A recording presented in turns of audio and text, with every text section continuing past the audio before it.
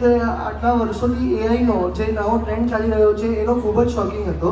AI એટલે આપણે બધાને ખબર છે આર્ટિફિશિયલ ઇન્ટેલિજન્સ, પણ મને એવું લાગ્યું કે એઆઈ કરતાં વધારે ઓઆઈ એટલે ઓરિજિનલ ઇન્ટેલિજન્સ એટલે કે આત્મા એ કેટલો પાવરફુલ હશે.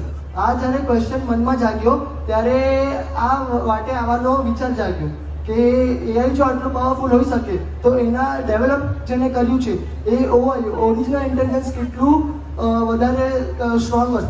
ઓઆઈને એટલે આત્માને ડેવલપ કરવા માટે અને આત્માને સાચો સારો અને આત્માની સદગતિ કરવા માટે આ બંને આવી માટે નીકળી રહ્યું. અને આજનો દિવસ મને એવું લાગે છે કે સમર્પણનો, પ્રેમનો અને હૃદયનો વિષય છે. ગઈકાલે દીક્ષાર્થીઓ અને દીક્ષા માટેના લોકોને પ્રભાવિત કરવાના હતા, પણ આજે દીક્ષા માટે લોકોને ભાવિત કરવાના છે.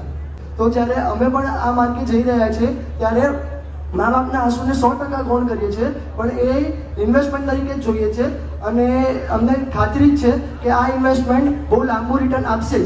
અને હજી એક વસ્તુ છેલ્લે કહીશ કે મા બાપને રડાવીને જરૂર દીક્ષા લઈએ છીએ, પણ મા બાપને રખડાવીને દીક્ષા નથી જ લેતા. અને આટલો વિશ્વાસ અમને શકરસિંહ સંઘ પર પણ છે જ કે અમારા મા બાપને જ્યારે રડતા હશે ત્યારે શકરસિંહ સંઘ એમને રખડાવશે તો નહીં જ. અને એ જ શુભાશીષ તમે અમને પણ આપજો કે આ માર્ગે જે જઈએ છીએ, આવા જે બહુમાન તમે અમારા કર્યા છે એ બહુમાનને